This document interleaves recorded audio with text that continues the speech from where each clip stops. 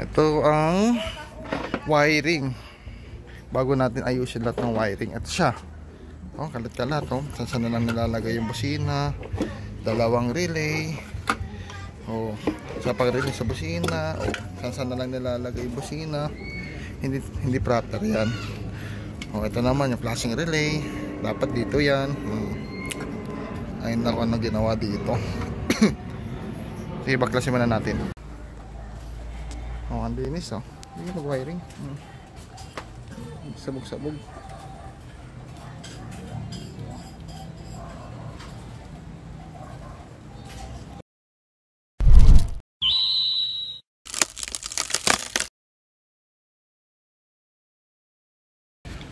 Hello guys, ito na, nabaklasan natin yung motor. May sporty. Nice natin wiring, binaklas natin buong kaha, you know. Pinalitan natin ng domino switch. Ay ano, bagong stock switch. Yan. Ito siya. Ito yung sa power.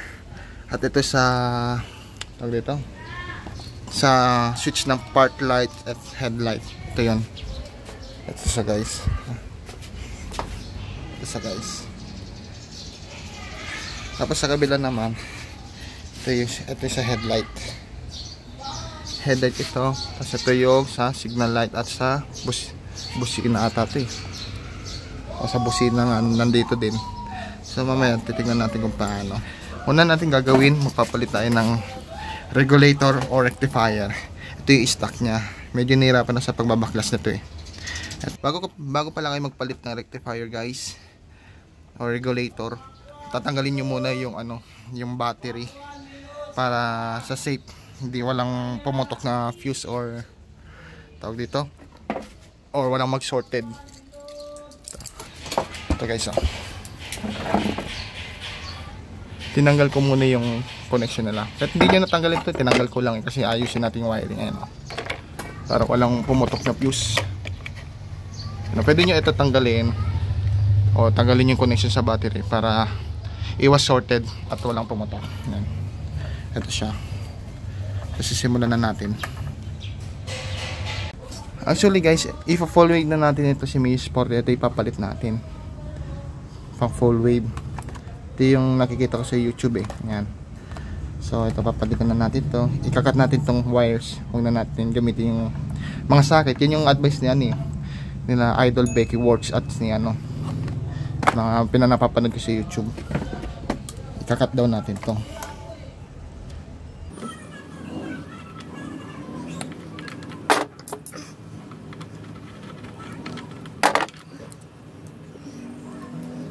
Ayan siya. Kinat na natin siya. So ito ipapalit natin.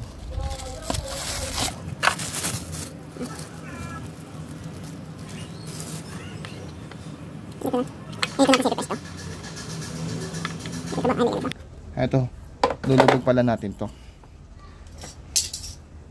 May nakawang yan ah. Ito guys ah, nakawang to. Ito na sa guys.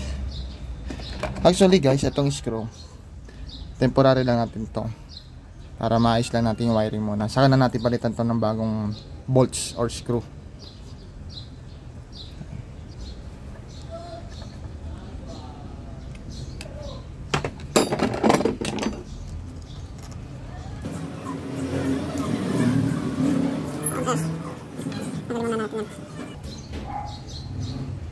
May 5 wire yan. Pagsasamahin lang natin to. Yung mga kulay na yan.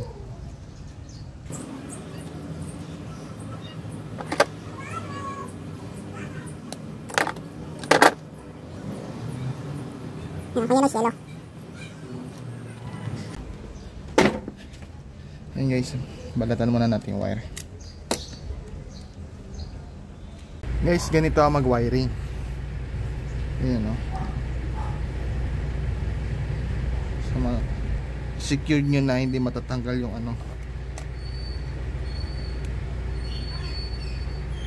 yung pagka-connection nila. Kasi minsan pag hindi, kasi ako hinihina ko kasi siya para mas matibay, para hindi nababatak. Yung iba kasi ginagawa nila tape lang, Wala namang keysen pero mas maganda kasi hinihinang para mas matibay. Tapos nilalagyan ko siya ng flux para maganda yung luto ng hinang. Slice natin yan para maglapat yung wire ay yung hinang. Para maglapat yung hinang Tapos may nilagay yung sinkable tube. Ayan. Ito guys, may sinkable tube ako nilagay yan.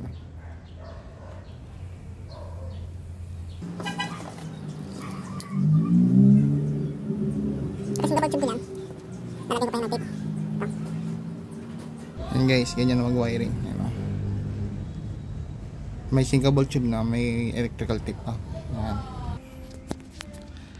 Ito guys, pansinin nyo, meron siyang kulay na green, yellow, red, white, and black. Itong black, para sa ignition to, sa color brown, sa accessory wire. Ayan, ito.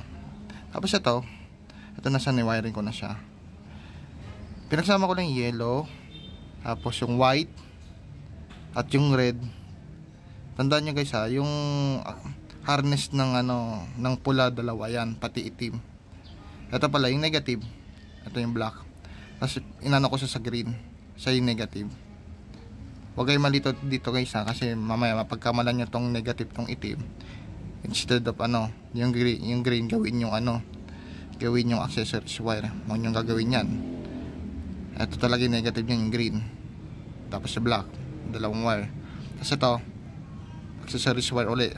Ulitin ko lang, accessories wire to, color brown sa Yamaha. Ayan. Ito guys, tingnan nyo to. Dito na lang kumuha ng ignition wire dito. Pinalatan ko to. Tapos hanapin nyo na yung light brown. Siya lang isang light brown. Siya na yung natatanging isang kulay. Kung yung pilitan dark brown light brown tayo. Ayan. Babalatan lang natin yan. Itatap lang natin itong itim sa ignition, sa accessory wire.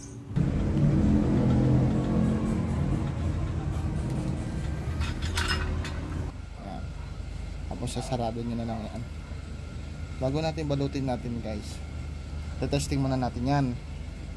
Tapos dito para sa part na to, part na yan, may babalik na rin kayo dito. Ito yung papuntang stator. Ito yung papuntang stator. Yan. So yung gagawin nyo dyan, nakita nyo itong yellow red. Ito yan. Tanggalin nyo yan sa gitna. Yan. Ito guys, pansinin nyo to guys, itong red yellow papunta sa stator, tinanggal ko yan. Tapos itong black ililipat natin sa gitna. Kumbaga ito floating na yan, huwag na natin gagamitin yan. Lagyan na lang natin electrical tape for safety. Itanggalin na natin to. Ayan, natanggal ko na yung dalawa guys. Ito guys yan. Yung itim lalagyan natin yan sa gitna. Angat nyo lang tong pin para ma-lock. Ito yung lock kasi niya Ito yung lock yung gitna. Ayan. So lalagyan na natin sa gitna.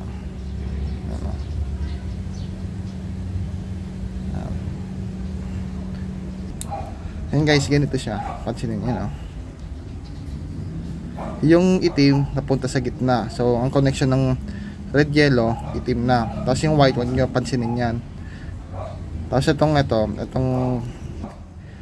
red stripe, lagyan nyo na lang ng electrical tape yan. Ganyan ninyo ipapakita ko.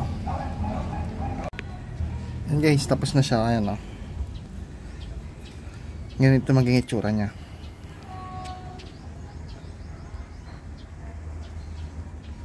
Ayan guys, ganito may itsura nya. Ayan. So yung itim nilipat lang natin sa gitna. Ayan. Tapos yung yellow red kinover na lang natin dito, naka-floating binalutan na lang natin tape electrical tape yan. Ganyan na siya. Ito na yung install nating rectifier. Ayan. Ito lang siya. Tapos gumawa pala ako power up lines method by Becky Words. Yan, natutunan ko yan kay Becky Words. May negative, may positive, may dalawa akong fuse dito. Yung isa dito, isa sa power up lines, isa sa busina. Ayan. Inano ko yan dito. Ayan. Binutas ko yan dito. Ayan.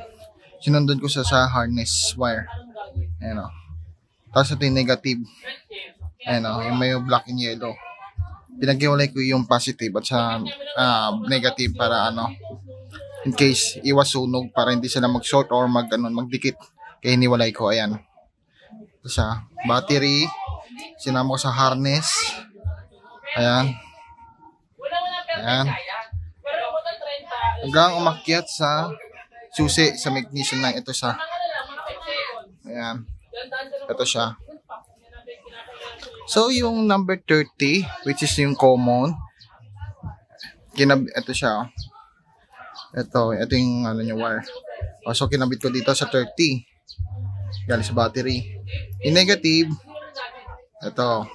Kinabit ko yan dito sa ground. Tapos, itong, pula, sa ang 86, kinabit ko yan sa sa ignition coil ng susi. Yan. Tapos yung yung 87, yung mismo pag bibigay ng power, ko yan, dinikit ko yan sa harness. Ito. Sa black and yellow and red. Yan, binalatin ko yan. Tapos ito, ito yung 87. Ito, 87. Tapos kinunik ko sa red and yellow na papunta dito sa may ito. Dito sa sa park light and headlight switch. Ito. So dito siya. May gumalaw na kasi putol yan. Nilagyan na lang natin wire yan. So yan yun. Ang linis. Hindi mag-wiring. Sabog-sabog.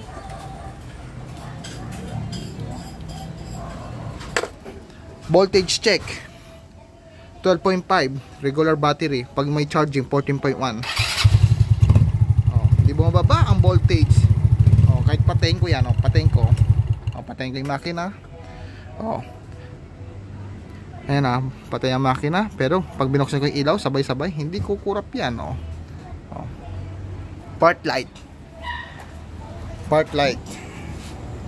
May ilaw na. Panel gauge, may ilaw na. Headlight. Headlight low. Headlight is Osram, dual contact color. Isang high, isang low, isang high. Busina. Mini driving light.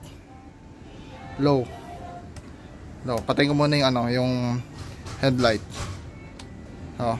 Mini driving light. High. Passing horn. Yan lang, partida, wala pang charge ng battery. Kahit patay yung park light, pwede ka mag signal light. Patay yung park light, may signal light. Right. Liwanag hazard.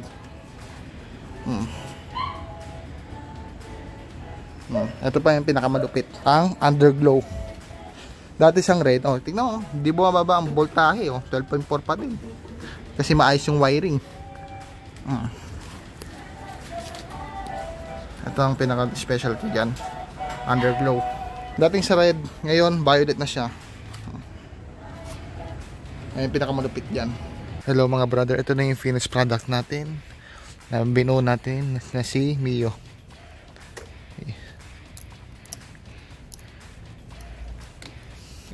Pag inon nyo yan, ito.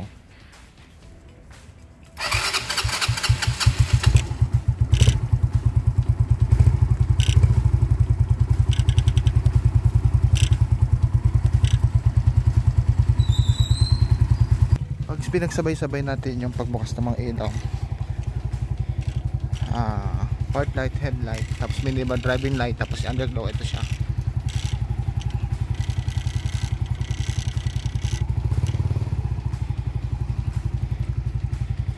Ayan lang